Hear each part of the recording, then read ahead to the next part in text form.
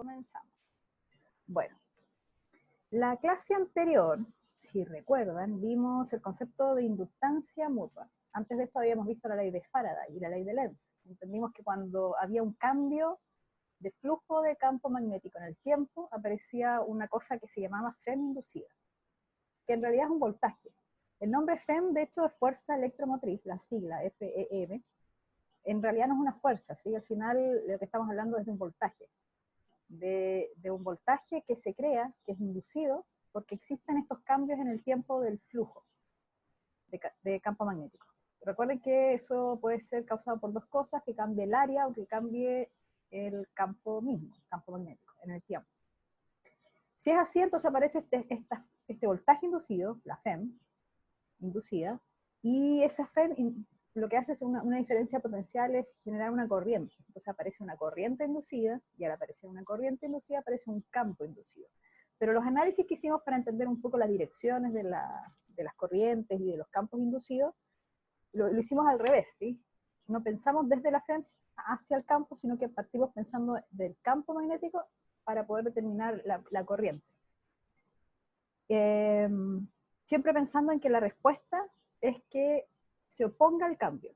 Si, por ejemplo, está aumentando la corriente real, entonces se induce una corriente en la dirección contraria para reducir la real, que está aumentando y que está generando el cambio de flujo de campo magnético.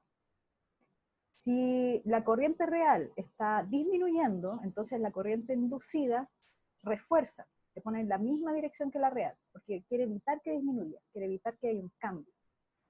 Y entonces aparece una corriente inducida, que podríamos interpretarla también como un campo inducido, un campo magnético inducido, y así evita que las cosas cambien. ¿Sí? Eso era ley de Faraday y ley de Lenz, lo vimos hace un tiempo.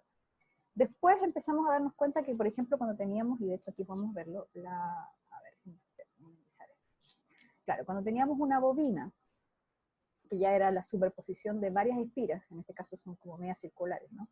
Pero si tenemos varias espiras y tenemos una corriente, como aparece aquí, y uno que está cambiando, entonces tenemos una corriente real que cambia y que genera, al generar esta corriente que cambia, un campo. Aquí no sé por qué no apareció, pero esta corriente que cambia en el tiempo genera entonces un campo que cambia en el tiempo. Y ese campo que cambia en el tiempo podría estar atravesando acá otra bobina. Una bobina que aquí aparece conectada a un dispositivo, pero este dispositivo es para medir, ¿sí? No es que este dispositivo produzca algo en esta bobina, sino en realidad lo que tenemos aquí es solamente el alambre enrollado. El alambre enrollado que no está conectado a ninguna fuente, nada. Pero cuando ese alambre enrollado es atravesado, esas espiras, ese stocking, ese apilamiento de espiras, es atravesada por un campo magnético que cambia en el tiempo, entonces se produce en estas espiras un cambio en el flujo magnético. Porque recuerden, el flujo es área y es campo, ¿sí? Las dos cosas. Entonces el área está igual, porque son el área de las espiras, esta área que está acá. Pero las líneas de campo, el campo que está atravesando, cambia en el tiempo. Entonces esta derivada, que es la que se traduce en que aparezca o no una FEM inducida, una corriente inducida y un campo inducido, entonces esto es distinto de cero en este caso. Entonces aquí en esta segunda espira, que es un alambre, o sea, es muy loco esto, porque miren, tienen acá ustedes algo que genera el cambio de campo magnético. Puede haber sido un imán. De hecho, hicimos algunas demostraciones con el imán moviéndose, alejándose y acercándose. Pero acá a la derecha lo que tenemos, esta cosa de acá, es solamente un alambre enrollado, un alambre metálico enrollado, nada más que eso. Y por sentir este flujo, o sea, este campo que cambia, que atraviesa esa área de las espiras, del solenoide, se aparecen entonces estas tres cosas que están aquí. Una FEM, una corriente y un campo inducido. Entonces, cuando tenemos este tipo de comportamiento, lo que tenemos es una inductancia, de inducir, de ahí viene, ¿no? Inductancia mutua, desde una, en este caso bobina, a otra bobina. Podría ser desde una espira a otra espira. Pero en el fondo es de un dispositivo que genera un campo magnético variable y que llega a atravesar esas líneas de campo otro dispositivo que tiene una geometría que tiene un área. Podrían ser espiras redondas, cuadradas, no sé, pero tiene que ser un área, un área. Y ahí aparece entonces una inductancia mutua. En este caso, a ver, aquí lo tengo anotado, claro. Entonces, la ley de Faraday, aquí con el menos de la ley de Lenz, teníamos que la FEM inducida, esta FEM inducida en la segunda bobina, es igual a menos la variación de flujo. Ojo aquí con la anotación, dice 1, 2, donde 1 es el que produce y 2 es el que siente. Entonces, es el que produce, déjenme acá cambiar el color, que no me gusta. A ver, el que produce aquí es el 1, y este es el que produce el campo. Este produce el campo magnético. Y 2 es el que siente. Este es el que siente. Y el que siente, en realidad, es en el fondo el que está siendo atravesado. El área, el que digamos, posee un área que es atravesada por el campo magnético. Área atravesada por el campo magnético. Entonces, esta es la notación de aquí, 1, 2. Y esta FEM es la FEM inducida en la segunda, entonces, la que siente. ¿Sí? Inducida en la que siente. Y cuando esto ocurre, entonces, podemos escribir este cambio de flujo, el flujo en realidad, de la bobina 2, como una constante de proporcionalidad conectada, fíjense aquí, la constante lo que hace esta M12 es una constante que me conecta este cambio de flujo, el flujo en la 2, con la corriente que generó el cambio, que es la que está en el 1. Esa letra que está acá, M12, que tiene se mantiene, en el fondo lo que tratamos aquí es de mantener la misma idea, de que es alguien que lo produce, alguien que lo siente, ahí viene el 1,2. Pero en el fondo todo esto de aquí, el M12 es una constante de proporcionalidad. Ese es el papel que juega esta M12. Y entonces lo que tenemos, bueno, de hecho está escrito, va a salir más adelante, lo tengo con animación, pero va a salir como de esta manera, que va a decir que M2, 1, 2 y corriente 1, ¿sí? Entonces esa letra M12, que es conocida como inductancia mutua, esta M que está acá, lo que establece es la constante de proporcionalidad entre el flujo, ¿sí?, generado por 1 sentido por 2, y la corriente que genera ese flujo, o ese campo que viene del flujo. ¿Se entiende? ¿No? Es toda una consecuencia, están las tres cosas conectadas. Y bueno, entonces aquí es una constante proporcionalidad, así que sale de la derivada, y nos queda de esta manera.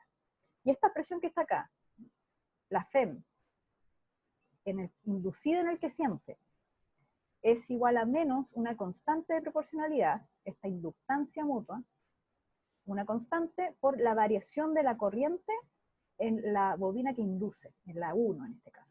¿Sí? Lo que siento en 2 tiene que ver con el cambio de la corriente en la 1. ¿Y cómo se conectan? A través de esa constante que es la inductancia mutua. ¿Sí? Entonces da una idea de cómo responde el sistema que está compuesto de estas dos bobinas. Y lo que yo les dije, lo conversamos también, es que esta inductancia mutua solamente depende de factores geométricos. No depende, es muy similar en ese sentido a lo que era la capacitancia. No depende de la corriente, que uno la puede cambiar porque, no sé, sube o baja el amperaje. No depende del voltaje, no depende de, no sé, factores externos que uno controla. Viene de fábrica, como la capacitancia, que la capacitancia dependía del área, de la distancia entre las placas, ¿se acuerdan? Bueno, aquí ya vamos a ver de qué depende, pero de cosas geométricas. Por ejemplo, tiene que ver con las espiras. Si son redondas, entonces dependerá, por ejemplo, del radio, del número de espiras. Va a depender de cosas que vienen dentro del aparatito cuando lo fabricó, no sé, pues, la empresa que fabrica dispositivos. Entonces, recordemos eso, por eso es que es una constante. Y vimos inductancia mutua. Ahora, pasa algo muy, muy interesante con respecto a las inductancias. Y es que, ya bueno, ahí está la fórmula que tenía antes anotada. Bueno, acá está el ejemplo que lo vimos, eso ya lo comentamos, cómo funcionaba un cargador de celular, que en realidad eran dos espiras, una en el celular y una en el cargador. Entonces en el cargador uno hacía el cambio de corriente que viene por la red eléctrica que viene oscilando, y entonces se induce un campo magnético, o sea, genera un campo magnético, y ese campo magnético atraviesa la espira que está en el celular, acá, en el dibujo. y atraviesa la espira, y al atravesar la espira genera un cambio en el tiempo del flujo, y se induce una corriente y entonces una FEM inducida. Y ahí tenemos el voltaje que carga entonces, que carga la batería del celular, ¿sí? Así se carga con un cargador de estos inalámbricos. Pero lo que sucede con respecto a la inductancia mutua, que teníamos una bobina y otra bobina que sentía el cambio, o también podía ser no solo una bobina y otra bobina, sino una bobina, que aquí adentro tiene, ojo con esto, tiene una barra, es solamente para que se entienda el dibujo, esto tiene una barra de madera, ese material amarillo que está ahí, pálido, es madera, solamente para mostrar que está enrollada de esa manera la espira. Y en vez de tener otra espira que tenía una corriente que cambiaba en el tiempo, como les dije antes, como en el caso del cargador de celular, lo que tenemos aquí es un imán, que es la fuente del campo magnético, y lo que hacemos es mover el imán. Y al moverlo, entonces nos estamos acercando o alejando, haciendo que el campo sea más magnético, sea más o menos intenso, el campo que atraviesa las espiras. Aunque esté esa madera ahí, el campo igual atraviesa. O sea, no piense que por la madera iba a bloquear el campo magnético, no. Ustedes saben, yo creo que han hecho ese experimento de niños, ¿no? Con el imán del refrigerador y colocarlo debajo de la mesa y mover las cosas que están sobre la mesa, porque el campo atraviesa la madera, no hay ahí ningún problema. Entonces, el campo magnético lo estamos, en este caso, lo estamos intensificando porque estamos acercando. Ahí está el movimiento de la barra. Acercamos el imán. Y al hacer eso, entonces, lo que busca, y aquí me devuelvo, espérenme, ahí sí. Lo que busca, porque esto es solo el alambre, o sea, es nada más que eso. O sea, yo agarro un alambre, ustedes agarran un pedacito puede ser desde un bondadientes, podrían hacer una bobina casera, así de chiquitito el radio de la espira, o podrían agarrar un palo de escoba y enrollarla ahí, el alambre. Cualquiera de las posibilidades tenemos una bobina. Y el alambre no es nada más, no conectaba absolutamente nada. Y entonces acercamos el imán, fíjense que las líneas de campo están saliendo del norte magnético, y al acercarnos entonces el campo aumenta, el campo el campo que está atravesando estas espiras. Si el campo aumenta, el flujo de campo magnético aumenta. Y si el flujo de campo magnético aumenta, lo que busca hacer el sistema es evitar que se genere ese aumento. Entonces, lo que genera es un campo magnético que se oponga, quiere bajar ese campo real que está aumentando. Entonces, lo que genera esta bobina es un campo magnético que se opone. El real, fíjense acá, lo voy a colocar en rojo aquí, el real está apuntando para allá, ¿sí? Fijémonos solamente en el del centro. Está apuntando hacia la izquierda. Entonces, el cambio de flujo lo que genera es una reacción para evitar ese aumento y genera un campo inducido que se opone al campo real, ¿sí? Porque este está aumentando, el campo está haciéndose más grande. Entonces, al generar este campo inducido, tengo que usar la regla de la mano derecha para ver cómo puedo generar la corriente, cómo tendría que estar circulando en la bobina para que el campo con mi pulgar apunte hacia la derecha. Y bueno, y se ve, ¿no? Creo que no hay problema en identificar ahí con la regla de la mano derecha, insisto, el giro hacia mi cuerpo de la mano, entonces la corriente está algo así como así circulando, ¿sí? Ahí está la corriente. Eso es con la regla. Habían preguntas en el chat. Sí, bueno, los audífonos, sí, es verdad. También hay muchos dispositivos electrónicos que utilizan bobinas, sí, claro. Y también los motores, recuerden que vimos transformadores, también son bobinas. Entonces, sí, hay mucho. También saben cuáles son los otros más entretenidos, todas las guitarras eléctricas. Las guitarras eléctricas, las cuerdas son metálicas, por eso las cuerdas son metálicas. ¿Se acuerdan que les dije pueden enrollar la bobina en un palo de mondadiente, por ejemplo? Bueno, la guitarra eléctrica, la cuerda de la guitarra eléctrica es eso en el fondo. Es una bobina con un radio muy pequeñito, pero que tiene, bueno, que dentro, digamos, del corazón de la guitarra lo que tiene es un sistema de corriente que está circulando. Entonces cuando oscila, cuando la guitarra uno toca la cuerda y cambia de posición, ese cambio de posición también se traduce en un cambio, bueno, hay un tema ahí también de sonido, pero generalmente son señales eléctricas, al fin y al cabo, o sea, hay una especie de transformación desde cambios de corriente a cambios de lo que es una frecuencia de sonido, ¿sí? Finalmente uno lo que hace al tocar guitarra es como generar corrientes inducidas. Y eso se traduce en sonido después con sistemas de audio, pero al final es eso. Entonces la física está metida, permea todos los aspectos de la vida, como tú lo dices. Entonces, veamos acá para que no nos quedemos colgados. Fíjense que, bueno, yo hice el dibujo ahí con la regla de mano derecha, entonces la corriente inducida tiene esa dirección de circulación, porque se opone, busca oponerse, busca generar un campo que se oponga al real. Si yo alejo, bueno, ahí está lo que acabo de decir. Si yo alejo el imán, entonces el campo real disminuye, ¿sí? Y lo que busca hacer entonces el campo inducido es evitar que disminuya. Así que como el campo, y aquí lo repito, o puedo borrar también, o sea, borremos todo. El campo real entonces aquí apunta hacia allá, pero ahora me estoy alejando. Olvidemos que, el movimiento no es para allá, sino que el movimiento es para acá. Entonces está disminuyendo el campo real. Y como el campo real está disminuyendo, entonces el campo inducido lo que busca es apoyar, no contrastar, sino que es de alguna manera superponerse al campo real, ¿sí? Porque así quedan inducidos. Inducido.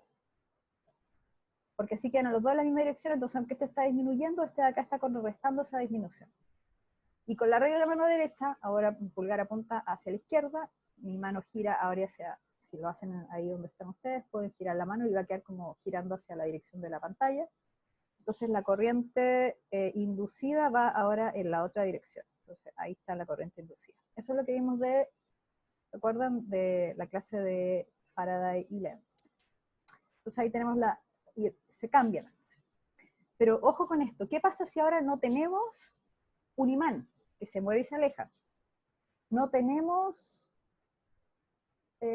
una fuente de campo magnético como era la segunda bobina, ¿sí? Como era la slide anterior, sino que lo que tenemos en nuestro sistema es la misma bobina, y le hacemos circular a esa bobina sin que haya nada más, no hay un imán, no hay una segunda bobina, solamente una sola bobina, y le hacemos circular una corriente a esa bobina que cambia en el tiempo, así como la de la conexión a la red eléctrica de sus casas, la domiciliaria. Entonces nos conectamos, no lo hagan por favor, porque si no tienen que poner más cosas en el circuito porque si no se les va a chumascar todo. Pero imaginemos que lo conectamos a una fuente y de manera que tiene una corriente variable en el tiempo, la que atraviesa. Lo que va a suceder es lo siguiente, es que ese alambre que no es nada más que un alambre, sobre el que está circulando una corriente, va a generar una respuesta, porque aunque sea él solo, el mismo, el que está sufriendo, está sintiendo esta corriente que circula, él mismo va a sentir un cambio de flujo de campo magnético, debido a esa corriente que cambia en el tiempo. Y de esa manera, lo que va a hacer es generar una respuesta inducida a ese cambio de flujo, que es debido a la corriente que circula por el alambre. Entonces, lo que va a pasar, porque está cambiando el campo real en el tiempo, ¿sí? La corriente en el tiempo, lo que va a generar es el mismo efecto que teníamos antes, de inducir, pero va a inducir una corriente en sí misma, ¿sí? Por ejemplo, si la corriente está aumentando, la corriente real está en azul, aquí lo que tenemos en el dibujo. Si esta corriente real que está acá, el IT, aumenta, entonces lo que va a buscar esta corriente inducida es disminuirla. Entonces se va a oponer, como en este caso. Si la corriente, por ejemplo, disminuye, lo que va a buscar la inducida es aumentarla. Y se va a superponer, va a tener la misma dirección, en este caso sería hacia abajo, la misma dirección que la real. Y cuando vemos este ejemplo, donde no hay una segunda bobina, donde no hay un segundo objeto como el imán que genera un campo magnético, solamente el mismo objeto, la misma bobina, lo que estamos viendo en este ejemplo ya es autoinductancia. Ahí pasamos de lo que es inductancia mutua, cuando tenemos un objeto que siente y otro que genera el campo, a autoinductancia cuando es el mismo objeto el que genera y el que siente. Porque al final siempre va a ser así. O sea, siempre el objeto que genera también está sintiendo. Lo que pasa es que antes no llegamos a eso porque estábamos empezando a introducir el tema de inductancia mutua. Pero en este caso, claro, va a tener una respuesta por el cambio de flujo que está experimentando, cambio de flujo magnético en el tiempo. Entonces, si la corriente en la bobina cambia el flujo magnético en la bobina y se induce una corriente en la misma bobina. Esa es la idea de autoinductancia. Y entonces, lo importante que recuerden es que si la corriente es constante, la que está atravesando el alambre, no hay cambio, porque depende que el flujo de campo magnético cambie en el tiempo. ¿Sí? Y si la corriente es constante, no hay cambio de flujo, así que no se induce corriente. Pero sí, como les dije recién, si la corriente aumenta, la corriente inducida se va a oponer para bajar ese aumento. Se fijan acá la dirección opuesta. Es en el mismo sistema, esto ocurre simultáneamente, tal vez aquí en el dibujo, uno a veces trata de dejar los dibujos para que se entienda más fácil, pero aquí la idea es que es en el mismo sistema. Le voy a poner en el mismo alambre está la corriente real y la corriente inducida, debido al cambio de la corriente real en el tiempo. En este caso, la corriente aumenta, que matemáticamente sería que la derivada es mayor que cero. Es un cambio, ¿sí? Es como pendiente positiva. Esa es la idea del cambio de la derivada positiva. Aumenta la corriente en el tiempo. ¿Y qué pasa si lo que tenemos es una disminución de la corriente? Lo que busca hacer la corriente inducida, en el mismo sistema, aquí cambio el color, lo que busca es evitar que disminuya, entonces superpone en la misma dirección que la real. ¿Sí? Acá inducida. Y eso fue porque la derivada aquí de la corriente era negativa, porque la corriente estaba disminuyendo. Entonces la inducida se coloca en la misma dirección. Esto es autoinductancia. Y la autoinductancia ocurre siempre. ¿Sí? Ahora en términos de las fórmulas, lo que tenemos, bueno, esto es lo que hemos aprendido de la inductancia mutua, y ahora lo único que tenemos que hacer es pasarlo todo a los mismos índices. O sea, en la autoinductancia ya no tenemos dos, solamente tenemos uno sobre sí mismo. Entonces todo va a ser 1, 1, 1, 1, si se fijan acá. Entonces para no escribir esto como M11, uno le cambia la letra nomás, y dice que esa constante de proporcionalidad, que sigue siendo válida acá, va a llamarse ahora, aquí lo notamos, L. Esa L es la autoinductancia. Y cuando tenemos circuitos, por ejemplo, como el que está acá, tengo una fuente, que puede ser no sé, la red eléctrica, aquí es como una batería, ¿no? Pero podría ser la red eléctrica. Y entonces tengo este cambio que les digo yo que sucede porque cambia la corriente en el tiempo, cuando empieza a conectarse y aumenta. Entonces, va a generarse una corriente inducida que se opone al aumento. O sea, de la nada este circuito, ahora estamos pasándonos de la idea de así como en el aire, pero ahora pensemos que esto puede ser un circuito. Lo que va a pasar inicialmente es que esta bobina va a generar una corriente que se opone al cambio. O sea, es como que inicialmente le va a costar un montón a la corriente real, la que viene de la red eléctrica, a empezar a circular, porque la corriente autoinducida se opone al cambio. Y si yo desconecto la red eléctrica, si yo desenchufo esto, va a haber un cambio en la corriente. No va a pasar de 1 a 0, ¿sí? No es instantáneo, hay un cambio en el tiempo. Son tiempos muy pequeños tal vez. No sé si, a lo mejor ustedes lo han visto en las luces LED. Cuando ustedes tienen luces LED que son de diodo, ustedes apagan la luz y a veces pasa que como que se ve una especie de remanente de luz en las ampolletas de LED. Bueno, aquí un poco la idea es que ustedes desconectan la corriente y no se va de 1 a 0, sino que hay una disminución en el tiempo. Cuando esa disminución pasa, entonces la corriente inducida, la bobina, este alambre enrollado, genera una respuesta para evitar que disminuya. Entonces genera una corriente en la misma dirección de la corriente que está disminuyendo. ¿Sí? Eso es lo que pasa en un circuito, pensando en que tenemos componentes como esas que están abajo en las fotos, que son bobinas, que son finalmente espiras, que son cosas como las que hablamos recién, de que, las guitarras, los cargadores de celular. Siempre que desenchufemos y enchufemos algo, inicial y finalmente va a pasar esto, de que empieza a subir la corriente, o de que cuando desenchufo baja la corriente, pero gradualmente en el tiempo. Entonces, con esto es autoinductancia.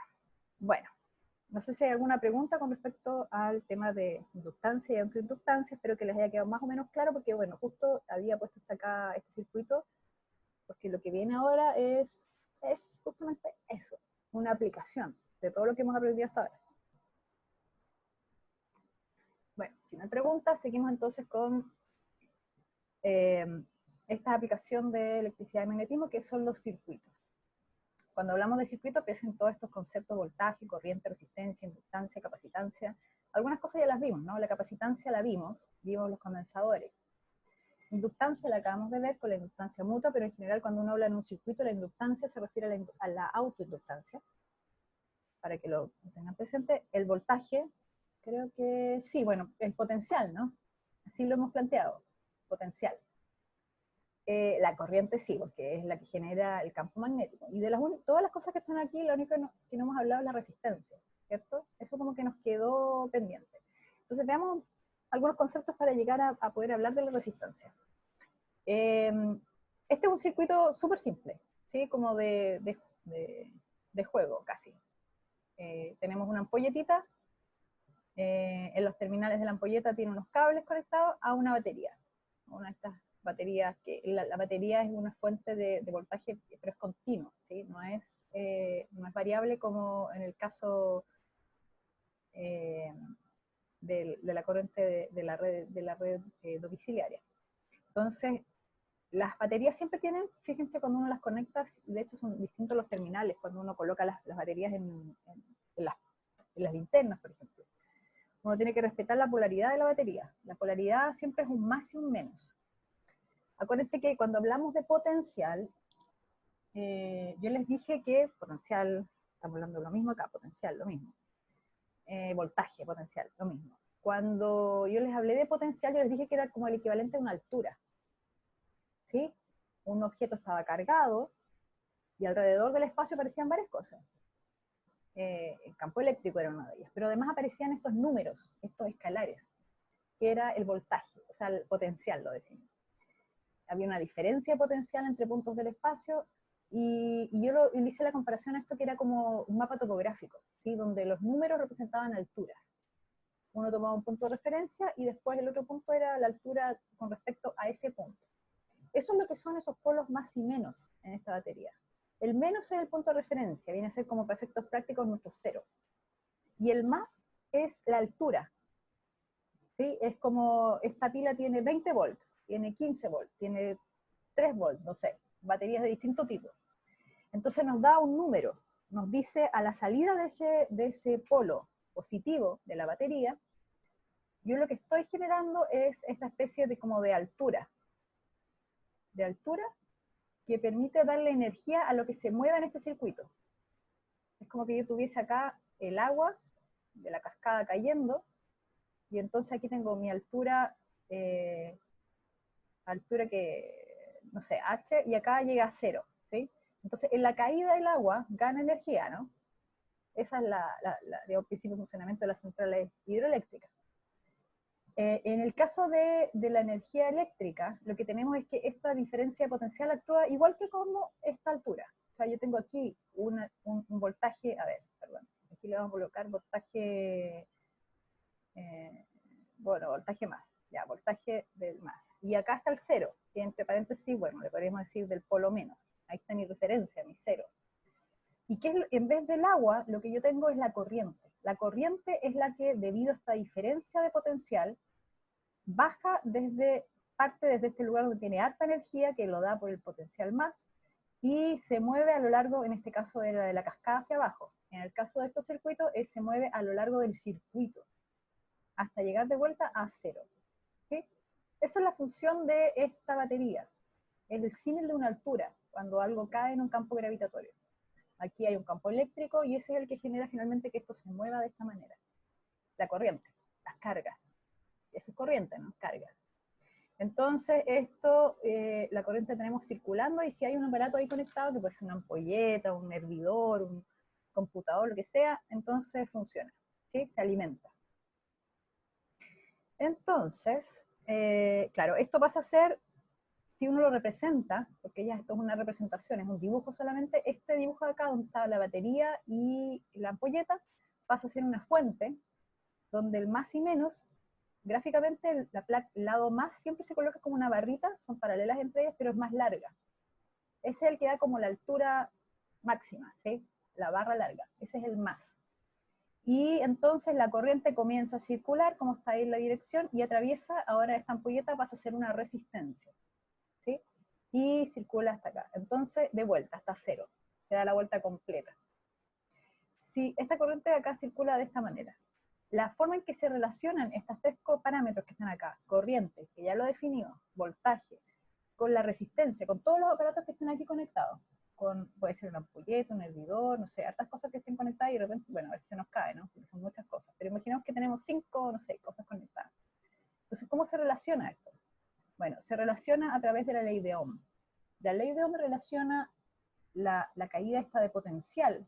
Me gusta hablarlo como de caída, porque suena como la caída de una cascada, ¿no? Entonces, la caída de potencial se relaciona con la corriente que circula en el circuito a través de una constante que es la resistencia. Dependiendo de las resistencias que yo conecte acá, voy a tener entonces más o menos voltaje, bueno, más o menos corriente circulando, ¿sí? Porque el voltaje viene de las fuentes, es fijo. Entonces la corriente responde a eso, a cuántas resistencias tengo conectadas acá. Y esa es la ley de Ohm.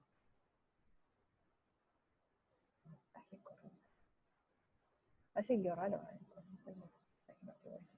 No, sí está bien. Ya, no, sí está bien. Yo pensé que me equivocaba en anotarla. Ya, y la resistencia entonces es la que se opone a que esta corriente circule. Esa es en la práctica es como, y de hecho hay un dibujito aquí re bonito que muestra como que el voltaje empuja, trata de traer como una energía para que atraviese la corriente.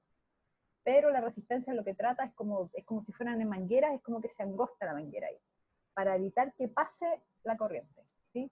Esa es la práctica, entonces si tienen valores de resistencia mayores, que son, las unidades son ohm, y tienen más resistencia, más ohm, más difícil es a la corriente atravesar. Entonces la corriente va a bajar para un mismo valor de pila, de batería que tengo conectado, ¿sí? Porque le cuesta más.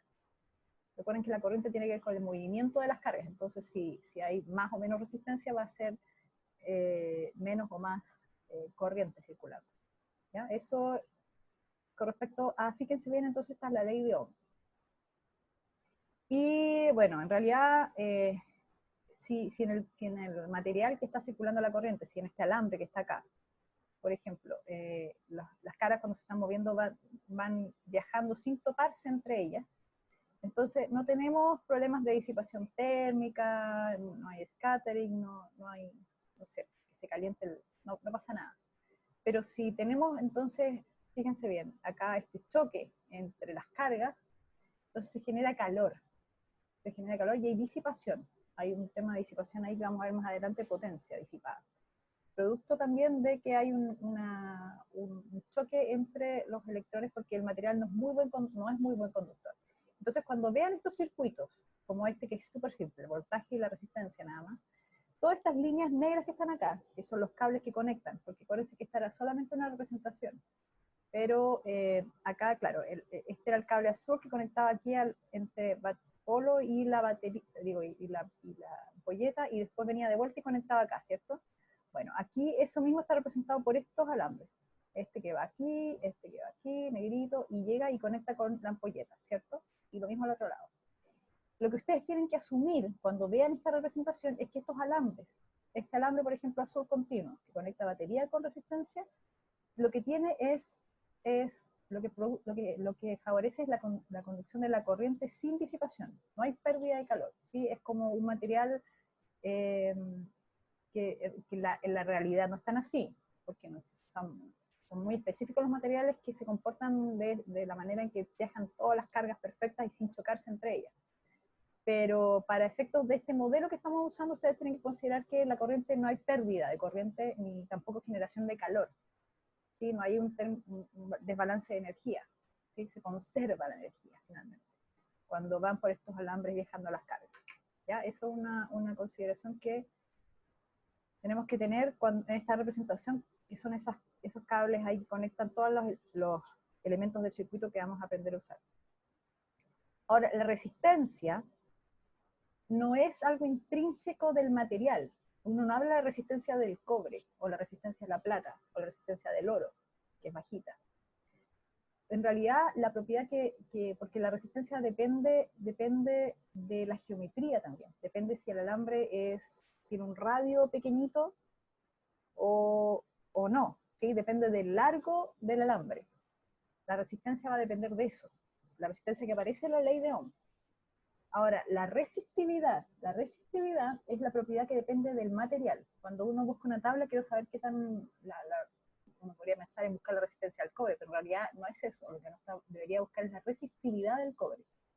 La resistividad permite llegar, y aquí hay una expresión escrita abajo, la resistividad del Rho, se vuelve a repetir la letra, pero no se confundan con el Rho de densidad volumétrica de carga.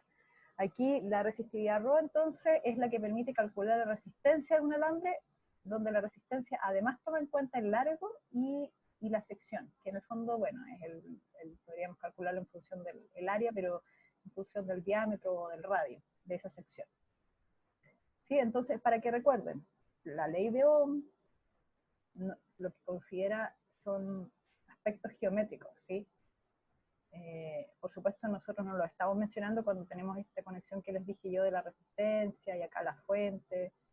Acá, bueno, lo que estamos considerando es que este cable de acá no tiene resistencia, ¿sí? Eso en el fondo que estamos considerando esto de acá. La resistencia es muy, muy baja resistencia. Entonces, esto de acá no cuenta como una resistencia. Lo único que cuenta como resistencia en realidad es este dispositivo que estoy conectando. Esa es la idealización que estamos teniendo en el caso de los circuitos. Y, ya, entonces, bueno, más o menos ya sabemos qué hacer con condensadores, aprendimos un poco de las inductancias, pero ¿qué pasa si tenemos como en la casa? Tenemos conectado no solo un aparato, no solo un hervidor, no solo un aire acondicionado, o una pantalla, no sé, un equipo de sonido, sino que están varias cosas conectadas, de distintas formas pueden estar. Bueno, en las casas obedecen a cierta forma para evitar que si se nos cae una, se nos caiga todo. Pero digamos que podrían estar conectadas como en este circuito de acá, donde tengo una fuente. Fíjense que la fuente no dice nada acá, pero ustedes ya aprendieron que el palito más largo significa más, que es como la caída, donde empieza la caída de voltaje, y acá abajo está el menos, que es como el cero, hasta donde llega la corriente. Y lo que pasa es que viene una corriente, que es la generada por esta diferencia potencial, y viene y va por aquí, sigue circulando, aquí no hay resistencia, porque fíjense que es puro cable pelado, pero llega a este punto. Llega a este punto, y aquí, de ser una corriente I1, es como si fuera una conexión de mangueras de agua. Uno lo que hace finalmente es que separa la corriente. La corriente se separa en dos partes. La corriente I1 circula por acá, aquí donde está la resistencia R2 es la corriente I1, y donde está la resistencia R3 sigue siendo la corriente I1, que es la misma rama, digamos, y cuando llega acá a este punto se junta con la I2, que es la que venía, la que atravesó aquí la R1, la que siguió acá, que es I2, y aquí en este punto se junta la I1 con la I2, y vuelven a ser la corriente original, que es I1 más I2, ¿sí? Esto es lo que está pasando con las corrientes, de hecho vamos a hacer ejercicio de esto, pero ¿cómo considero estas resistencias que están acá? Hablamos de dos tipos de conexiones, resistencias conectadas en serie o en paralelo. Esa es la manera de llamar a la resistencia. Entonces, en este circuito, por ejemplo, en este ejemplo de circuito, voy a borrar acá. Claro, tenemos de los dos tipos, ¿sí? Resistencias en serie significa cuando yo, si lo hago como un dibujo aparte, sería que yo tengo una resistencia, hay una corriente circulando, una corriente I, por ejemplo, y más allá tengo otra resistencia que puede tener otro valor, porque podría ser algo que consume poca energía y algo que, como el hervidor, que consume un montón. Pero las resistencias pueden ser distintas, resistencia 1 y resistencia 2, pero la corriente sigue siendo la misma, porque es la misma línea, ¿sí? La corriente sigue siendo la misma, es la misma línea, ¿sí? Lo único que hace que cambien las corrientes son estas uniones que están acá, estas separaciones que hacen que se bifurque la corriente. Pero si tengo una misma línea, las corrientes son las mismas, ¿sí? Te va a costar más o menos, ¿sí?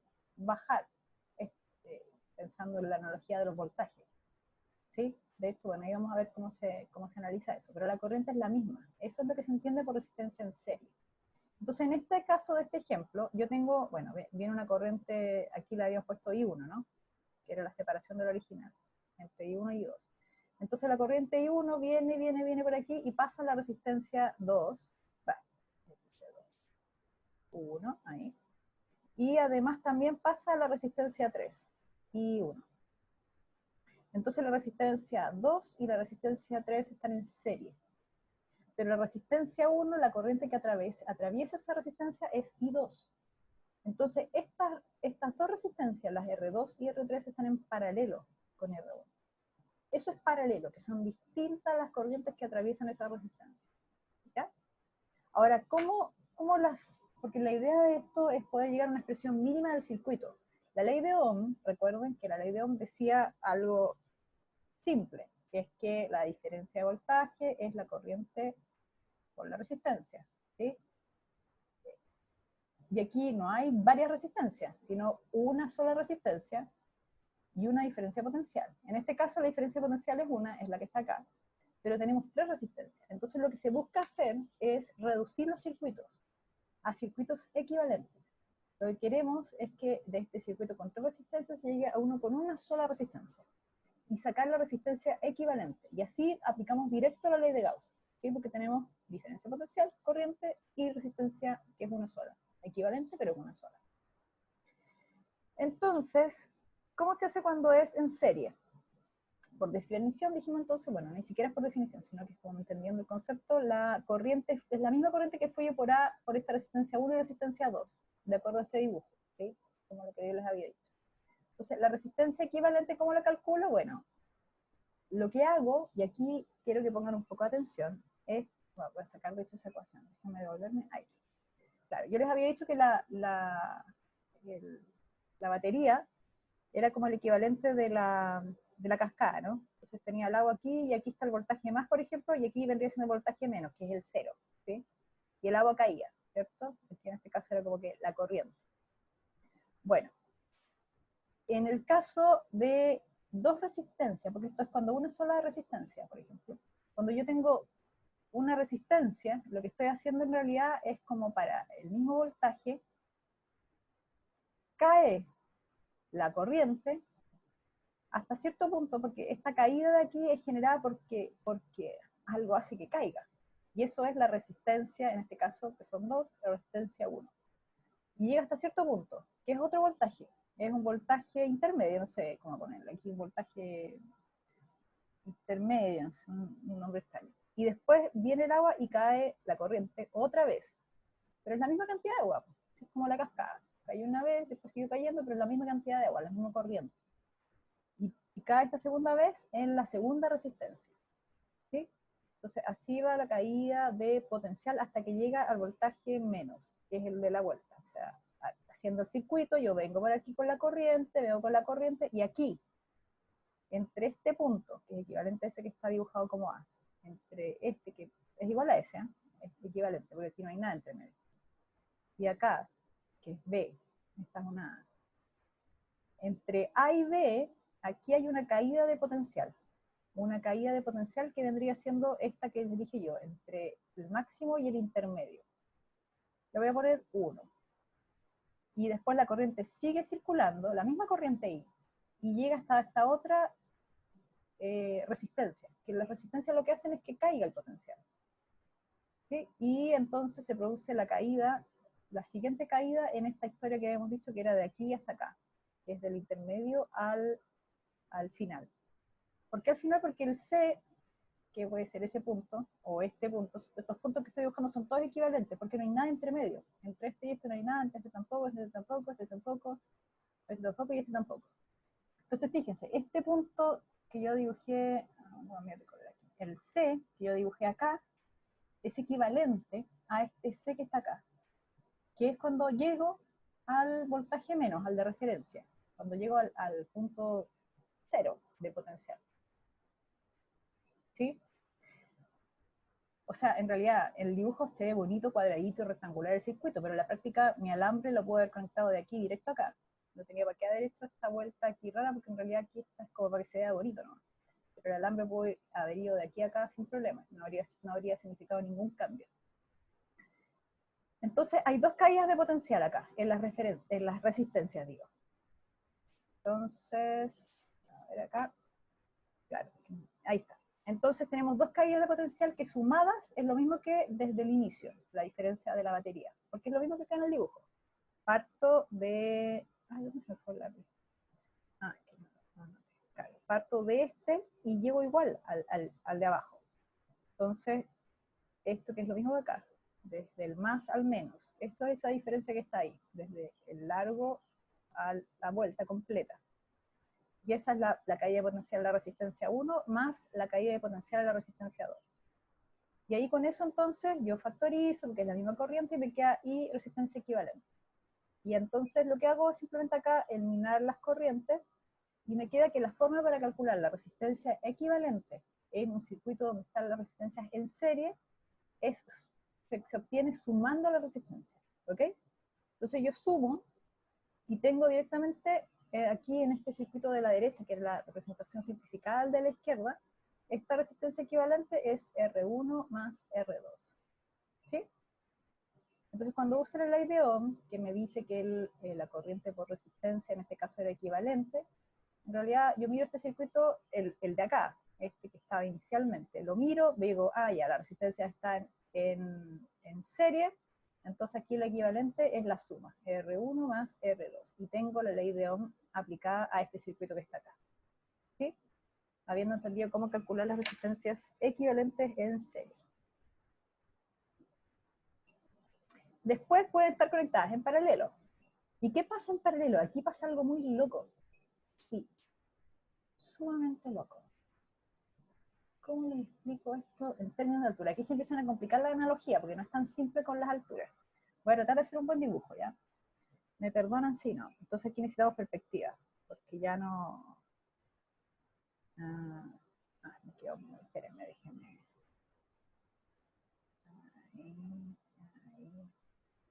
Ahí.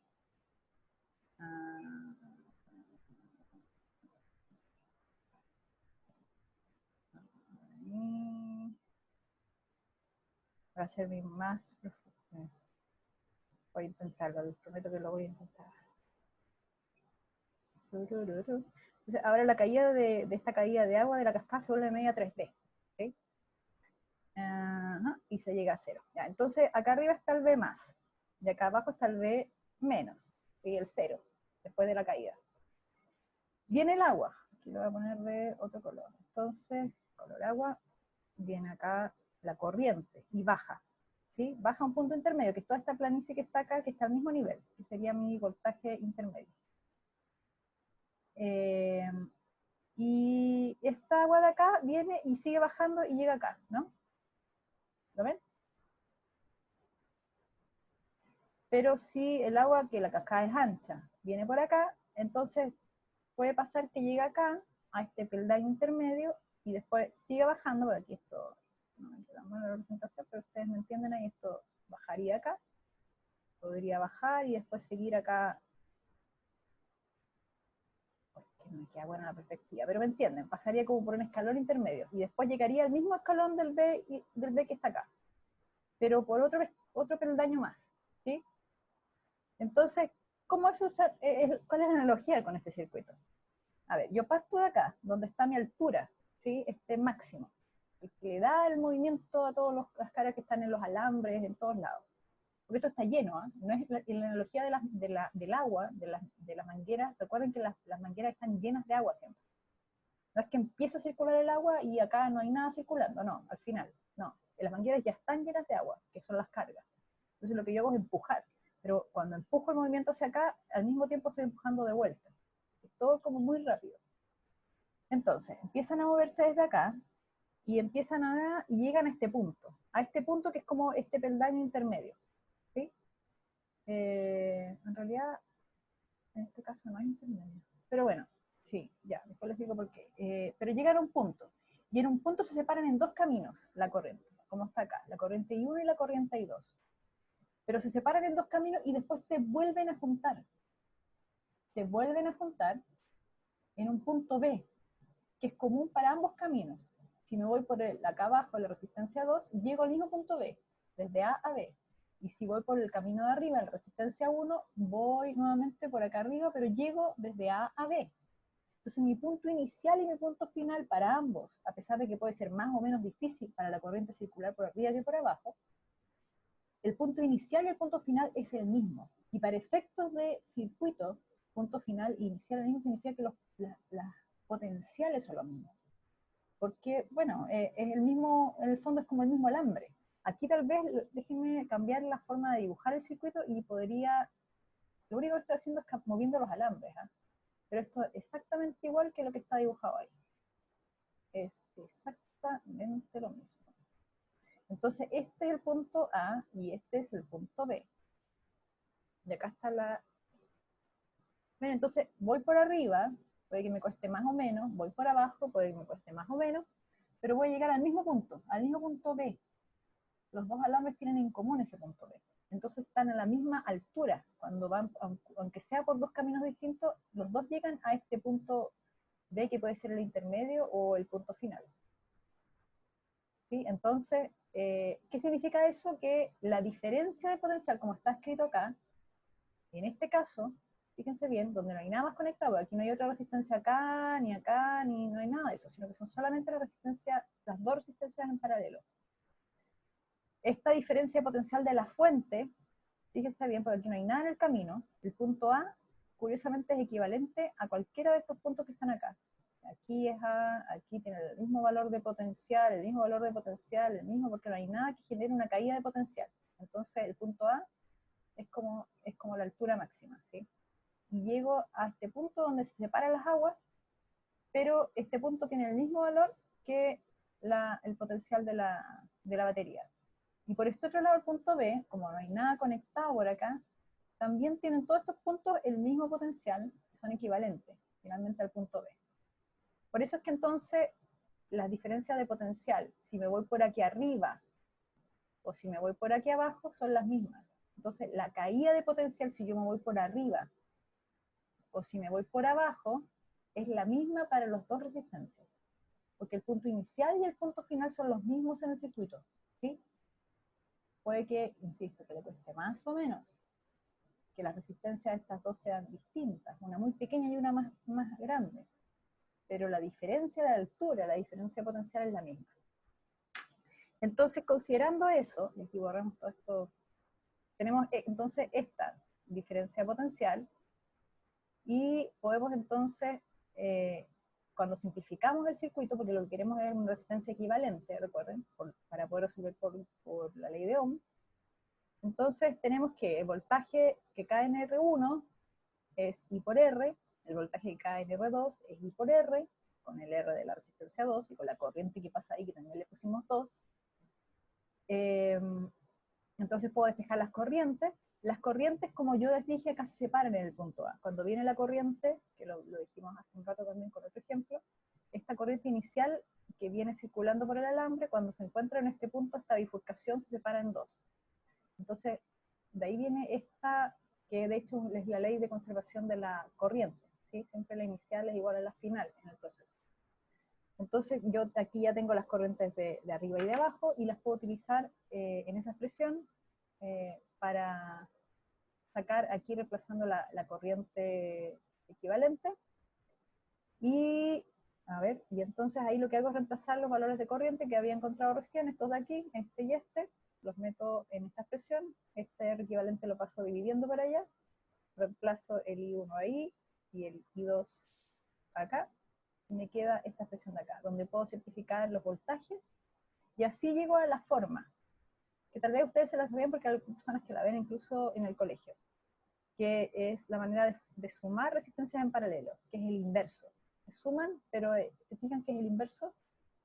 1 sobre la resistencia equivalente es igual a 1 más, o sea, 1 sobre la resistencia, la suma, pero del inverso de la resistencia. Esa es la manera de sumar. De ahí, cuando encontramos esto y despejamos el R equivalente, lo podemos meter entonces en la ley de Ohm, calculamos, podemos, no sé, depende de lo que preguntan, la corriente, normalmente puede ser la corriente. No sé si tienen alguna pregunta hasta ahora. Esto es suma de resistencias en serie y en paralelo. Entonces, bueno, este era el circuito simple, ¿no? solo voltaje, bueno, solo fuente y resistencia, y estaban, claramente uno la miraba al circuito y decía, ya, esto está en serie y esto está en paralelo. Pero pueden haber mezclas de cosas. Y además pueden ser muchos más elementos de circuito, no solamente fuente y resistencia. Podría ser una inductancia, una bobina, ¿no? Podría ser un condensador el que esté conectado también. Entonces, cuando ya las cosas empiezan a complicar, para poder resolver un circuito, lo que uno utiliza son las leyes de Kirchhoff. Hay gente que lo pronuncia de distintas formas, pero como este es un tipo alemán, entonces Kirchhoff es la manera.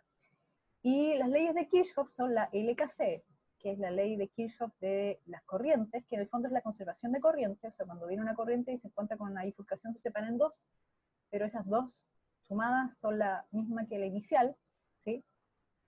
Y la ley de Kirchhoff de voltaje. Esta la vamos a revisar, le voy a hacer un pequeño ejemplo, ¿no?, para que ustedes entiendan cómo utilizar la ley de voltaje, que lo que dice es que si uno genera como mallas, la caída de voltaje en esa malla en el circuito cerrado es cero, ya vamos a entender de qué se trata. La suma de estas dos son las que nos permiten resolver un circuito, resolver en el sentido de determinar las corrientes que circulan, entender lo que está pasando finalmente, principalmente con las corrientes. Entonces, los pasos para resolver un problema de circuito por Kirchhoff son, primero, asignar mallas de corriente y sentido. Ya les voy a mostrar, pero recuérdenlo, asignar corriente y sentido. Y ojo con eso, miren lo que dice ahí a la derecha, arbitrario. Eso es muy loco, porque no existe un método único para resolver un circuito. Entonces, arbitrario. Y siempre me llega al mismo resultado. Y lo otro es escribir las relaciones entre las corrientes, la suma de las corrientes, que es la inicial antes de bifurcar es igual a la suma de las que se bifurcan. Y lo que les dije recién con respecto a las ecuaciones de voltaje, que ya lo vamos a ver. De ahí resolvemos el problema. Se establecen finalmente ecuaciones, que son sistemas de ecuaciones que uno los despeja para poder encontrar las corrientes. Entonces, miremos este ejemplo de aquí, pongan harta atención, porque circuitos, a ver, los circuitos, para entender lo que pasa en un circuito, bueno, la ley de Kirchhoff es lo más útil para poder calcular las cosas, pero también tenemos que entender lo que está pasando realmente en el circuito. Entonces, bueno, primero analicemos lo que está aquí en este circuito. Son tres fuentes, ¿lo ven? Son tres baterías conectadas. Y tienen tres cosas conectadas también distintas. Puede ser una ampolleta, un hervidor, no sé, una batidora. Hay tres cosas funcionando, o que querrían funcionar. Y los voltajes de las baterías son distintas, ¿sí? Son distintos tipos de pilas, son distintas diferencias de potencial que establecen. Entonces, lo que nos dice la ley de Kirchhoff para poder resolver este problema es que tenemos que definir arbitrariamente, primero, la dirección en el sentido de un loop. Entonces tenemos que entender qué es lo que es un loop. ¿Cómo es que lo dice también? Malla o loop, claro, malla. Aquí en este circuito hay tres mallas. La primera malla en realidad son circuitos cerrados, esa es la idea de un loop. La primera es esta que estoy dibujando acá, que está formada por la resistencia R1, R2 y el voltaje y la fuente de voltaje B1. La segunda malla que hay es acá con R2, R3 y voltaje 3, ¿okay? Ahí está.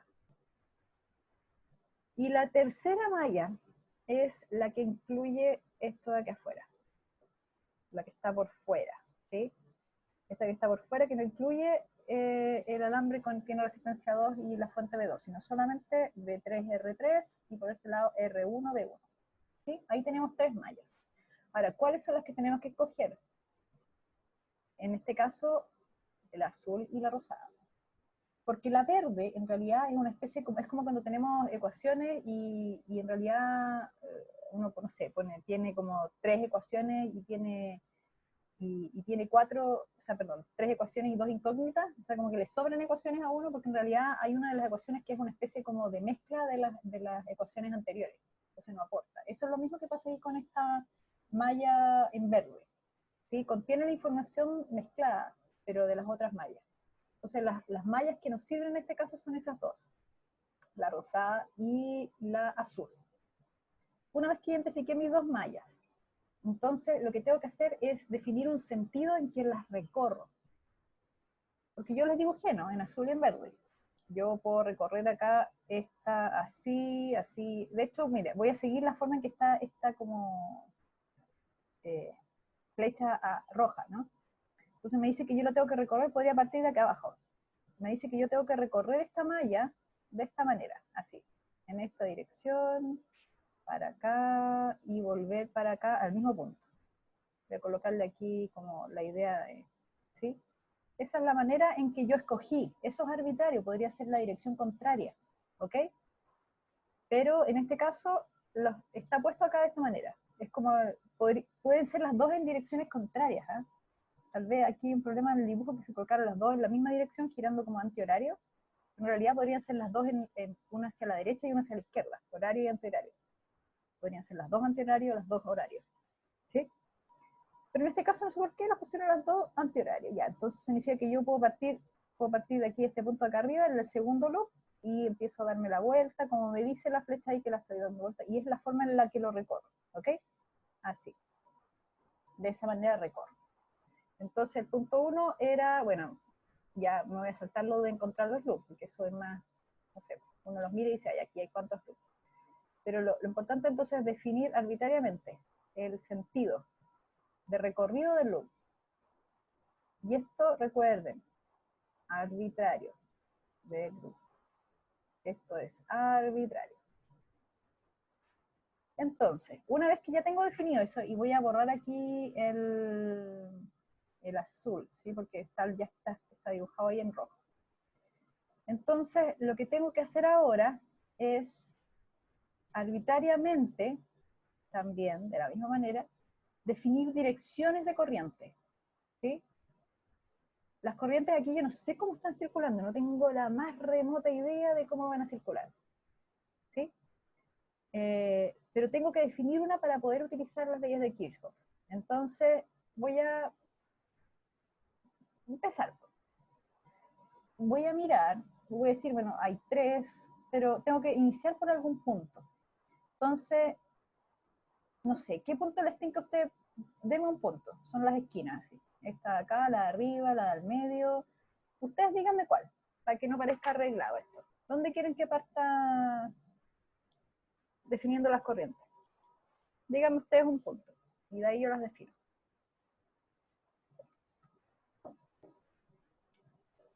Cualquiera. Vamos, dígame un punto. A ver, aquí hay una propuesta. Eso es lo que digo yo, pues, ¿dónde podría ser? Tiene que ser un punto cualquiera, una esquina. Busquen una esquina. Puede ser aquí en el centro, arriba, puede ser la esquina superior derecha, inferior derecha, inferior izquierda, superior derecha. Podría ser la inferior derecha. Ya, súper. Entonces vamos a partir, esto es súper arbitrario, por eso quería que ustedes lo cogieran para que se dieran cuenta de que es así. Entonces la inferior derecha es esta, ¿sí? Puede haber sido la central también, pero ustedes digamos que cogen ahí. Entonces, a ver, mirando aquí, yo diría, puedo escoger, pero voy a escoger que la corriente va hacia allá. Esto también, si se fijan, eso es parte de lo arbitrario. Entonces aquí parto y le coloco a la corriente el nombre de corriente I1. ¿Sí? Y la corriente I1 va y sube y sigue por acá y atraviesa, sigue siendo I1 acá, atraviesa la resistencia, hay una caída potencial ahí, la resistencia 3, pero la corriente sigue, la misma corriente sigue circulando acá, sigue circulando y llega a un punto, una bifurcación. Entonces cuando llega a ese punto de bifurcación, se separa en dos, en I2 y en I3. ¿Sí? Y la corriente I3 viene bajando, pasa por la resistencia, hay una caída potencial ahí, y llega aquí abajo y llega acá, ¿cierto? Esta sigue siendo la corriente I3. Y la corriente I2 viene por acá, hay una caída potencial ahí debido a la corriente I2 en la resistencia, pero la corriente sigue circulando, y llega acá con la corriente I2. Y entonces acá se junta, y cuando se juntan las dos siguen siendo las mismas que antes de juntarse, que es I1. ¿Lo ven? Y volvimos acá al punto inicial donde salía la corriente I1 y salía. Entonces con esto definimos las corrientes. Ahora, si cuando lleguemos al final del proceso y encontramos que nos da un resultado, corriente, por ejemplo, la I3, y nos da con un número negativo, o sea, con un signo negativo adelante, significa que la que dibujamos en realidad tenía la real tiene la dirección contraria a la que dibujamos. ¿Sí? Si nos da menos 5 amperes, por ejemplo, es porque la corriente en realidad circula hacia arriba, en vez de hacia abajo como está acá. Pero eso nos va a dar la parte matemática, calcularlo. Así que en realidad no importa cómo ustedes las coloquen acá. Las correcciones sobre las direcciones vienen en el resultado que ustedes hagan, que ustedes obtengan, con ese signo menos, por ejemplo. Entonces, ya. Entonces, el segundo es definir direcciones corrientes. Direcciones corrientes. Ya, disculpen la letra, pero direcciones corrientes arbitrario también. Pero tienen que escoger un punto de partida como les recomiendo siempre una esquina, más fácil. Listo. Y después viene el siguiente paso, que es porque esto aquí, al hacer esto, lo que estamos usando es la ley de Kirchhoff de las corrientes. Que aquí se conserva. Dijimos que I1 es igual a I2 más I3. ¿Sí? Al dibujarlo de esta manera estamos diciendo esto, que es la ley de Kirchhoff de corriente. Pero nos falta la ley de Kirchhoff de voltaje. Entonces, ¿cómo lo hacemos? Y aquí está toda la ciencia de esto, para que ustedes lo recuerden. Vamos a hacer otro color, azul, por ejemplo. Entonces, también tenemos que tener un punto de partida. Pero recuerden que ahora tenemos dos loops. Dos. Entonces este proceso lo vamos a tener que repetir 2 veces, porque tenemos 2 loops. Es una ecuación de Kirchhoff para cada loop. Entonces vamos con el loop 1, por ejemplo, que es este que está acá. Tengo que coger un punto de partida, da lo mismo, cualquiera de las 4 esquinas de ese loop. Voy a partir por aquí abajo, de pura mañana. Parto ahí abajo. Y entonces, fíjense, tengo que seguir la dirección del loop arbitrario que yo definí. Me la tengo que mantener hasta el final, para darme la vuelta completa. Entonces vengo y avanzo por aquí, voy para allá, voy para allá, voy para allá, voy para allá, y me topo con este voltaje, con esta fuente. Entonces, ¿cuál es la regla mnemotécnica? Porque lo que voy a hacer es sumar las caídas de potencial al darme la vuelta completa. Aquí yo sé que tengo voltaje 2, pero no sé qué signo ponerle, más o menos. Aquí hay una caída de potencial, porque está dada por la fuente, más o menos. Pero no sé qué signo ponerle a eso. Entonces, lo que yo hago, y yo les recomiendo a ustedes hacer, es entender que, como yo tengo, fíjense, más menos, en realidad lo que yo tengo aquí adentro, entre las placas, y esto es solo como una especie de regla mnemotécnica, es como que me imagino que dentro, entre el polo más y menos, hay una corriente que está de más a menos, como es el campo eléctrico, de más a menos. Y tiene esa dirección que está ahí, ¿sí? Ya van a entender por qué estoy haciendo esto. Una corriente que no es real, por favor, no vayan a confundirse con una idea confusa de que existe una corriente ahí. No existe. Es solamente para efectos del cálculo de la ecuación de Kirchhoff de voltaje. ¿Y para qué me sirve haber definido esa corriente? ¿Por qué le pongo tanto énfasis a esta definición? Porque lo que yo hago es comparar la dirección de mi loop, que va hacia arriba, de acuerdo a este que definió arbitrario, con la dirección de la corriente. Y si la dirección de esa corriente con la del loop son contrarias, defino más. Sigo avanzando en el giro y salgo de aquí y me topo con la corriente, o sea, con la resistencia 2. ¿Sí? Voy para allá. ¿Por qué voy para esa dirección? Porque acuérdense que mi loop de dirección de loop me lo daba. Voy avanzando hacia allá. Y me topo con la resistencia 2. Y fíjense hacia dónde apunta la corriente 3. Hacia abajo. ¿Sí? Que esa también la define arbitraria. Y mi loop va hacia arriba. ¿Sí? Aquí está como redondito, pero en realidad el loop va así. Pasa por todo esto de esta manera. ¿Sí? Es lo mismo que el círculo. Es como el sentido de recorrido, ¿no? Mi loop va hacia allá y mi corriente va hacia abajo. Entonces, si están en direcciones contrarias, es más la caída de potencial en esta resistencia. ¿Y cuánto es la caída de potencial? Por ley de Ohm, corriente, que es la 3, por la resistencia que hay ahí, 2. Y sigo avanzando en mi recorrido, y llego a la resistencia 1, donde la corriente va hacia abajo, y mi loop va hacia abajo. Como tienen la misma dirección, el loop y la corriente, entonces hay un signo menos. ¿Y cuál es la caída de voltaje? por ley de Ohm, la corriente 2 por la resistencia 1. Y finalmente me topo con esta fuente que está acá. Y vuelvo a hacer lo que les dije yo. Esta placa es más, esta es menos, la corriente imaginaria interna que tengo va de más a menos, así que esa es como la dirección de mi corriente ahí, y mi loop va hacia abajo. ¿Sí? Recuerden, es antihorario el que yo escogí arbitrario al inicio. Entonces, si tienen la misma dirección, es negativo. ¿Y cuál es la caída ahí? B1. Y la ley de Kirchhoff me dice que al darme la vuelta completa, yo darme la vuelta y llegar al punto inicial, esa suma de los voltajes es cero. ¿Sí?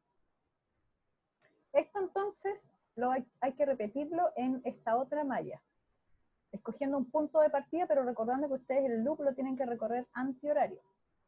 O podrían ustedes haberlo definido arbitrariamente horario, ¿sí? Pero no lo cambien en la mitad, porque si no esto les va a cambiar los signos. Ya, más o menos una idea de cómo hacerlo. Entonces vamos a intentar hacer un ejercicio aquí de, este es uno de los circuitos, pero este es el otro ejercicio. Entonces, no sé si puedo dejarles compartir. Seguridad. Ya, todos los participantes pueden compartir, no vamos a hacer grupo porque somos poquitos, somos 5. Ya, vamos a intentar a trabajar en grupos desde la pantalla principal. Así que dejo de compartir. Ah, chuta, me equivoqué. Primero tenían ustedes que grabar. O no, pues traten de trabajar aquí mismo. A ver, vean si pueden hacer como anotar y... A ver, intenten... ¿Se puede? Ya, súper. Ya, entonces, paso número 1. ¿Cuál es el paso número 1? Definir el loop. Definir la dirección del loop. Ya, ¿cuántas mallas tienen? ¿Cuántos loops tienen acá? 2. Arriba y abajo, ¿no? Sí. Ya, entonces, alguien que cualquiera de ustedes, el que tenga ahí la posibilidad de marcar, defina las direcciones, en que se va a recorrer el de arriba y el de abajo. Vamos trabajando juntos. Así como recién rayaron. El de arriba lo recorremos horario o antihorario. Ok, antihorario. ¿Y el de abajo? Antihorario también. Bueno, está bien. Paso número 2, las corrientes. Ahí tenemos que escoger un punto de partida. Entonces marquen alguna pinta por ahí, donde escoger la corriente. ¿Cuál va a ser nuestro punto inicial, donde vamos a empezar a... ¿Cuál va a ser el punto donde vamos a mostrar que empieza a circular la corriente? Ah, qué bonito. 1, check. Ya, viene el punto 2. Ah, ya, ok. Ya. Uy, justo te pusiste en un nodo. Que no sea un nodo tan... Por favor. Por favor. Puede ser cualquiera de las otras esquinas que no sean nodos. Las 4 esquinas exteriores. Se podría hacer también, pero podríamos confundirnos en algunas cosas. A ver, otra esquina. Ya, perfecto. Entonces, ¿hacia dónde se les ocurre arbitrariamente que podría circular la corriente? A partir de ese punto. ¿Hacia la derecha o hacia abajo?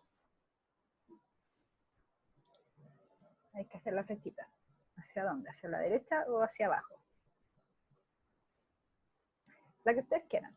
¿Sí? Hacia abajo. Perfecto. Súper. Entonces coloquen ahí un nombre a esa corriente. I1, por ejemplo.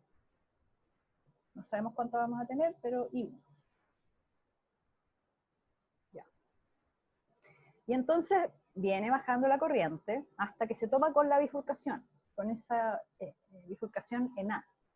¿Qué pasa ahí entonces en A? Se separa en corriente I2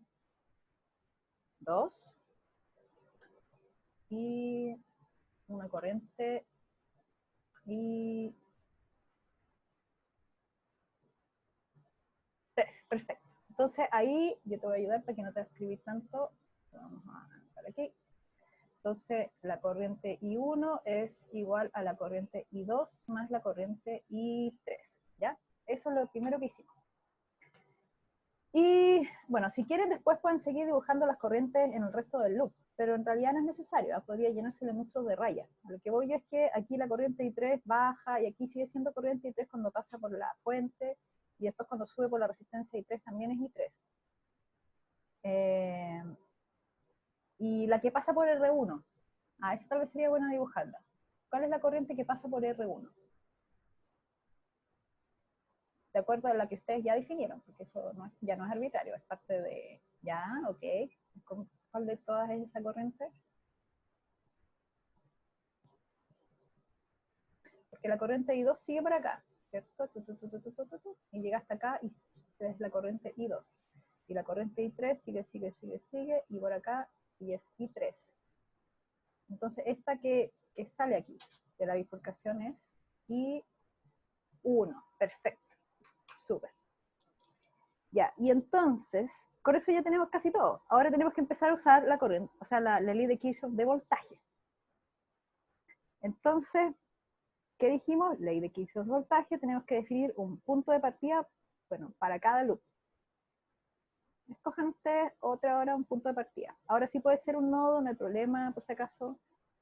Solamente tener claro cuál loop vamos a estar, en cuál quieren partir, el loop de arriba, el loop de abajo, no sé. Marquen un punto ahí cualquiera. Abajo, ya, perfecto. Entonces, ese loop de abajo, ustedes decidieron recorrerlo en forma antihoraria, ¿sí? Entonces, tienes que recorrerlo en ese sentido. Cuando vas, acá está la forma de recorrerlo, acuérdense, el loop era hacia antihorario.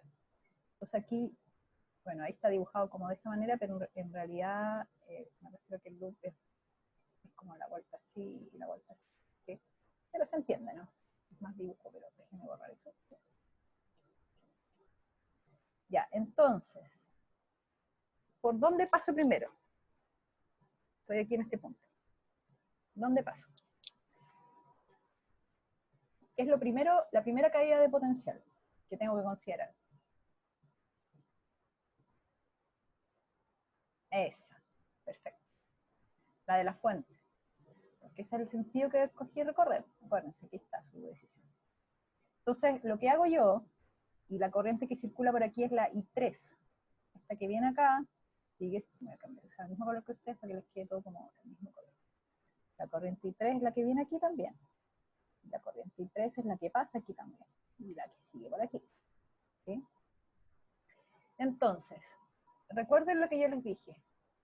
Consideren que tienen una corriente en la fuente, que es imaginaria, que no es real, pero que va de más a menos, como las líneas de campo van. De más a menos.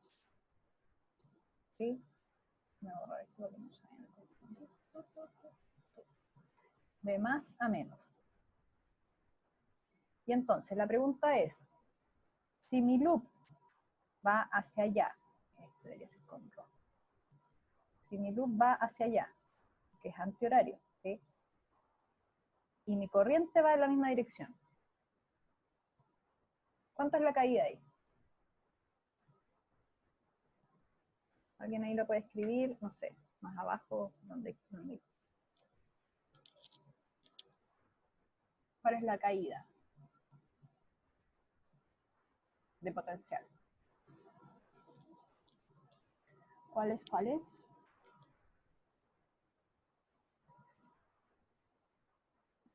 ¿Cómo, profe? No le entendí eso último, lo de la caída. Sí, porque las leyes de Kirchhoff son potenciales. Tengo que sumar este potencial, me cambió de color. Tengo que sumar este potencial, el potencial que cae aquí y el potencial que cae aquí cuando me doy la vuelta completa en mi loop. ¿Sí? ¿Sí? Esa es la vuelta completa. Y estas tres caídas de potencial sumadas dan 0. Eso es lo que dice la ley de Kirchhoff para esta malla inferior. Si ahora considero la malla superior, entonces la caída de acá, más la caída de acá, más lo que cae acá, las tres sumadas dan 0. Esa es la ley de Kirchhoff para la malla superior. ¿Sí? Entonces, ustedes, bueno, ya escogieron la manera de recorrer el loop. Ahí. Yo les dije la regla mnemotécnica antes, de cómo considerarla. Voy a hacer el primero, pero ustedes hacen el de arriba, ¿ya? Ese es el compromiso. Entonces, el primero, la corriente esta imaginaria, porque en las fuentes no hay una corriente real, por eso es que yo tengo que dibujar una imaginaria. Porque en realidad para saber la diferencia, los signos de la caída potencial, me fijo, comparo la dirección de la corriente con la dirección del loop. Eso es lo que me permite obtener el signo. Entonces la corriente imaginaria, esta que yo dibujé, tiene la misma dirección del loop. El loop yo lo recorro antihorario. Entonces, como tiene el mismo signo, a eso yo le llamo menos, cuando tiene la misma dirección. Corriente y loop. Menos la caída, que es la que da la fuente. Después sigo recorriendo el loop y me encuentro con la resistencia 3. La corriente que atraviesa la resistencia 3 va hacia arriba, ¿sí? Así la definí. Viene de esta manera, viene hacia acá, hacia allá. Y el loop es antihorario, entonces también va hacia arriba. Y como los dos tienen la misma dirección, entonces es un menos también lo que va aquí adelante. ¿Y qué potencial que hay acá? Lo que me dice la ley de Ohm. La ley de Ohm me dice que la diferencia potencial es I por R. Entonces, en este caso, la corriente es I3 y el valor de resistencia es R3. Y finalmente, sigo y recorro hacia acá. Me encuentro con la resistencia 2.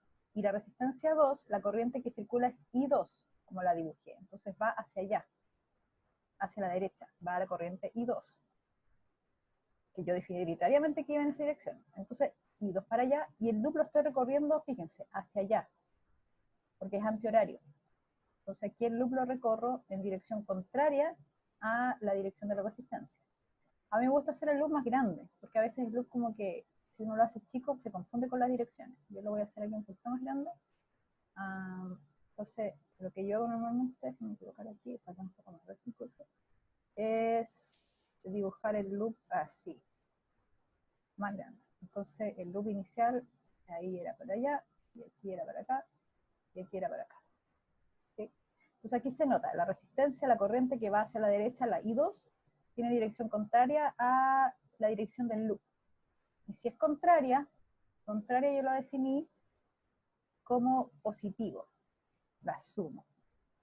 ¿Y cuál es el valor? Lo que me dice la ley de Ohm, la corriente que pasa por R2 y el valor de la resistencia R2.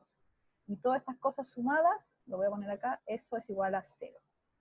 Esa es la ecuación de voltaje de Kirchhoff para la malla inferior. ¿Sí? Entonces, ahora les toca a ustedes, lo único que voy a hacer es mejorarles, a ver, déjenme borrar aquí, el loop, para que les quede más fácil. Ustedes habían dicho también, me quedo, disculpen, también habían dicho antihorario, así que lo único que estoy haciendo es dibujarlo antihorario. Ya, listo. Entonces ahora, para la superior, tienen que coger un punto de partida. ¿Cuál va a ser su punto de partida? Para la de arriba. Escojan uno, el que más les guste. Ese, perfecto. Ya, entonces tienen que recorrer la malla superior como dice el loop que ustedes escogieron, antihorario. Vayan entonces hacia la izquierda, eso es lo que dice el loop. Lo primero que se encuentren es esa fuente.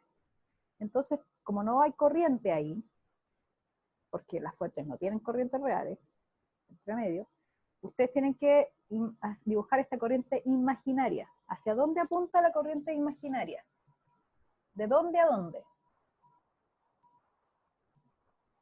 Eso, de más a menos, tal cual como las líneas de campo, de más a menos. Entonces, perdonen, les voy a borrar para que no se... Eso, perfecto. Muy bien, dibujado ahí arriba está. Ahí, eso, perfecto. Entonces ahora comparemos esas dos direcciones, la de la corriente imaginaria en la fuente y la del loop. Son contrarias. Y si son contrarias entonces, ahí, son positivo, perfecto. 2E. Listo. Primer elemento sumado. Seguimos recorriendo el loop. Hacia la izquierda, seguimos por acá, bajamos, bajamos y llegamos al punto A. Y ahí tenemos que doblar hacia la izquierda, hacia la derecha, perdón, hacia la derecha. Y nos topamos con la resistencia 2. Entonces, la resistencia 2, fíjense la corriente hacia dónde va y el loop hacia dónde va. Y entonces, como van en la misma dirección, se ve ahí, ¿no? Corriente hacia la derecha, loop hacia la derecha. Entonces, menos, perfecto, menos. Signo menos, entonces la corriente es la I2, y la resistencia que está ahí es 2R1. Súper. Claro. Y sigo avanzando en la dirección del loop para volver al punto inicial. Recuérdense que su punto inicial era este que está acá, así que todavía no llegamos de vuelta. Tenemos que seguir recorriendo el loop y nos topamos con la resistencia R1. Y la corriente va hacia arriba, que es la corriente I1, muy bien, y es la misma dirección del loop, así que con un menos adelante. Y listo, y la segunda ecuación de Kirchhoff. ¿Ven? Entonces ahora tienen a ver, yo me equivoqué, o sea, no es que me haya equivocado, pero simplemente no escribí lo que era el R2 y el R3, en la expresión de arriba. Pero el R3 era 3, esto de aquí es 3R1, 3R1. Y el R2 es, ¿dónde estaba? 2R1. Entonces, si se fijan, tenemos las incógnitas en este problema, son las corrientes. Tenemos 3 corrientes que son incógnitas, porque los otros son datos, son las resistencias y los voltajes son datos. Pero tenemos 3 corrientes que no estaban ahí como datos, y la única forma de calcularlo, son 3 incógnitas, son 3 ecuaciones, que son las que tenemos aquí, las 2 de voltaje y la de corriente, que es la primera. ¿Sí? Entonces, esta es la manera de utilizar ley de Kirchhoff. Aquí podría complicarse mucho más, podrían haber más mallas. Más adelante vamos a ver cuál es la convención para otro tipo de elementos de circuito. No fuentes, sino que inductancia. Aquí podría haber conectado una bobina. O también podríamos tener conectado un condensador, que sí tiene un más y menos, pero se representa con placas del mismo largo las dos. Ahí las cosas cambian. Aunque para el caso del condensador ocurre lo mismo que para la fuente. También tengo que considerar esta especie de corriente imaginaria que va de más a menos. Eso se los puedo adelantar. Pero para la inductancia no son tan sencillas las cosas. Ya vamos a llegar a ese punto, pero por ahora... Profe, Sí, que vayan en la misma dirección la corriente que inventamos y como la que tiene el circuito era por convención al menos, ¿cierto? sí, es por convención. Ustedes podrían escoger Ya, la convención eso. contraria. O sea, que direcciones Pero me distintas. refiero, en el curso se trabaja con esa convención, No, es que es lo normalmente. mismo. Es como... O sea, tú podrías usar la contraria, pero al final te daría el mismo resultado, porque es como multiplicar la ecuación por un menos 1. Ah, ya, Y como es igual a 0, entonces al otro lado va a quedar igual. Son equivalentes eso. las ecuaciones. Pues es Yep. lo que les sea más fácil de recordar. Pero lo importante es que recuerden que las direcciones, si son contrarias, es un signo, y si son iguales, es el signo contrario. ¿Sí? ¿Lo dije bien? Ya. Son iguales, Sí. es un signo, y si son direcciones contrarias. Eso. Ya, entonces, bueno, quedó bien rayado esto, pero esa es la idea. Así se resuelven estos problemas. Siempre hay problemas de este tipo en los certámenes. Y lo que les preguntan son las corrientes. Así que déjenme ver, parece que eso es toda la clase. Ah, aquí están los resultados. Entonces uno plantea las ecuaciones y después despeja las corrientes. O sea, lo que nos faltó hacer aquí para poder terminar bien, pero está bien adelantado, es despejar las corrientes de esas 3 ecuaciones. ¿Ya? Así que, bueno, habiendo dicho eso, si quieren revisar también va a quedar esto grabado. Vamos a seguir con circuitos más complejos en la próxima clase. Yo revisé la clase y había... Parece que... Bueno, porque lo que tenemos que ver es cómo se comporta cuando hay condensadores y cuando tenemos bobinas, cuando tenemos inductancia o inductores conectados. ¿Qué pasa con el circuito? Ahora, hay algo muy loco, ¿eh? Porque resulta que, si ustedes lo piensan, esto es un circuito, ¿no?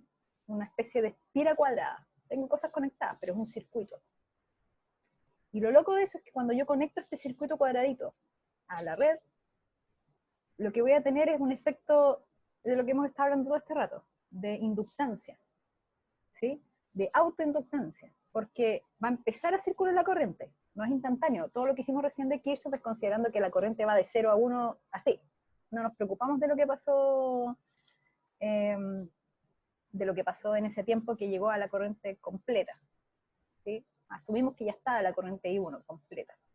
Pero pero en la práctica en realidad hay una especie de proceso, un delay ahí entre que llega. Entonces cuando está aumentando la corriente desde cero, porque no había nada circulando, hasta la corriente que nominal, digamos, cuando pasa eso, esta espira cuadrada actúa como si fuera una de las espiras que vimos cuando estábamos viendo inductancia, autoinductancia, y genera una corriente inducida que se opone a ese cambio. Pasan cosas locas, ¿no? El efecto no lo consideramos, no lo estamos considerando para efectos prácticos, o sea, eso lo eliminamos. El único momento en que lo consideramos es cuando tenemos realmente una bobina conectada, porque ahí como que estamos maximizando el efecto porque tenemos N espiras, así como un montón de espiras enrolladas. Pero el efecto de la sola espira, que es el circuito completo, no lo estamos considerando, pero en realidad sí existe. ¿Sí? Así que bueno, eso es con respecto a circuitos.